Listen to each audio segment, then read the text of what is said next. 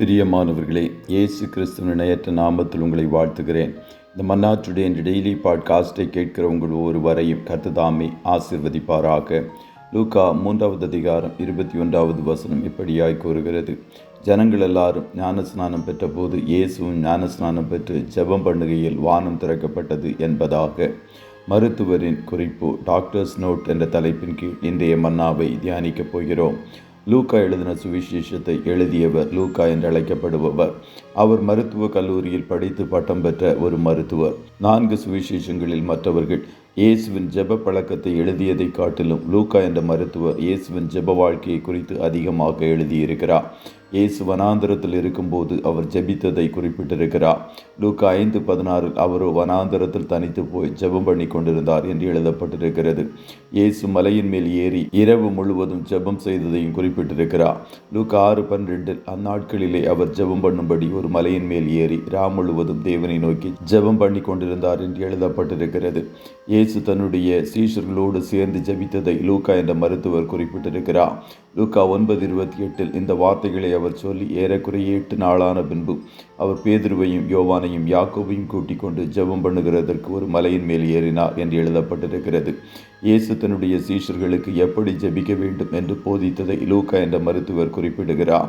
லூக்கா 11:1 அவர் ஒரு இடத்தில் ஜெபம் பண்ணி முடித்த பின்பு அவருடைய சீஷரில் ஒருவன் அவரை நோக்கி, ஆண்டவரே, யோவான் தன் சீஷருக்கு ஜெபம் பண்ண போதித்தது போல நீரும் எங்களுக்கு போதிக்க வேண்டும் என்றான் என்பதாக எழுதப்பட்டிருக்கிறது.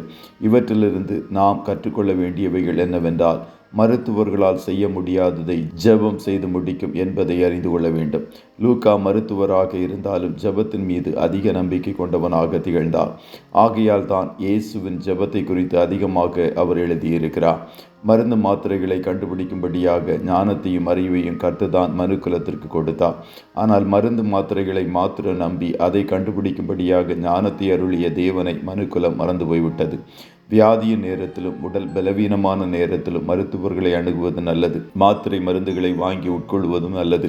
அதற்கு மேலாக வியாதியிலிருந்து விடுதலையை பெற ஜெபத்தின் மீது ஒவ்வொருவரும் நம்பிக்கை வைக்க வேண்டும் என்று கர்த்தர் எதிர்பார்க்கிறார். காரணம், மருத்துவர்களால், தலை சிறந்த மருத்துவமனைகளால், உயர்தரம் வாய்ந்த மாத்திரைகளால் செய்ய முடியாததை ஜெபம் செய்யும். நம்முடைய நாட்டில் தலை சிறந்த சிஎம்சி வெள்ளூர் போன்ற மருத்துவமனைகளை உருவாக்கியது ஜெபத்தில் தங்களை ஊற்றிய மிஷனரி என்பதை நாம் மறந்து போகக்கூடாது.